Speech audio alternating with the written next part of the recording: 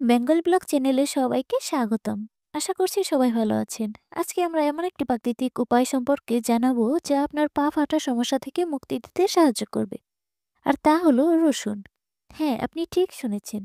রসুন দিয়ে পা ফাটা দূর করা সম্ভব। আজকের ভিডিওতে আপনাদের দেখাবো কিভাবে রসুন ব্যবহার করে এই সমস্যা থেকে মুক্তি পেতে পারেন।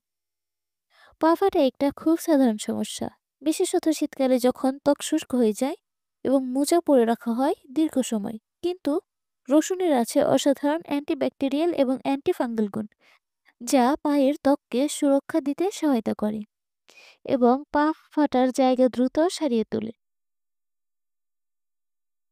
রসুনে রয়েছে অ্যালিসিন নামক একটি উপাদান, যা প্রাকৃতিক অ্যান্টিসেপটিক হিসেবে কাজ করে। অ্যালিসিন ত্বকের সংক্রমণ রোধ করে এবং ক্ষত সেরে ওঠা দ্রুততর করে। এছাড়া রসুনে প্রচুর পরিমাণে ভিটামিন সি আছে, যা ত্বককে মজবুত করে এবং তারুণ্য ধরে রাখে। আপনি কিভাবে রসুন ব্যবহার করবেন? খুব সহজ। প্রথমে কয়েকটি রসুনের কোয়া নিয়ে ভালোভাবে পিষে নিন। তারপর এই পেস্টটি পায়ের ফাটা জায়গায় লাগান এবং 10 থেকে 15 মিনিট অপেক্ষা করুন। তারপর হালকা গরম পানিতে পা ধুয়ে ফেলুন। এটি নিয়মিত করলে আপনার পায়ের ফাটা ত্বক ধীরে ধীরে সেরে উঠবে। আপনি চাইলে রসুনের সাথে অলিভ অয়েলও মিশিয়ে ব্যবহার করতে পারেন। এর জন্য কয়েকটি রসুন কোয়া পিষে নিন এবং 1 টেবিল চামচ অলিভ অয়েলের সাথে মিশিয়ে ফাটা জায়গায় ম্যাসাজ করুন। এটি ত্বককে গভীরে আর্দ্রতা প্রদান করবে এবং দ্রুত ফলাফল পাবেন। অন্য একটি উপায় হলো রসুনের পেস্টের সাথে মধু মিশিয়ে তা পায়ে লাগানো।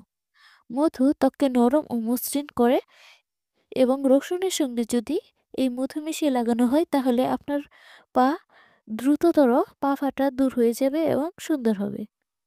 এই ছিল রসুন দিয়ে পা ফাটা দূর করার কিছু প্রাকৃতিক উপায়। মনে রাখবেন, এই পদ্ধতিগুলো ধারাবাহিকভাবে প্রয়োগ করলে খুব দ্রুত সুফল পাবেন। তবে যদি আপনার ত্বকে কোনো অ্যালার্জি বা সমস্যা দেখা দেয়, তাহলে চিকিৎসকের পরামর্শ নিতে ভুলবেন না।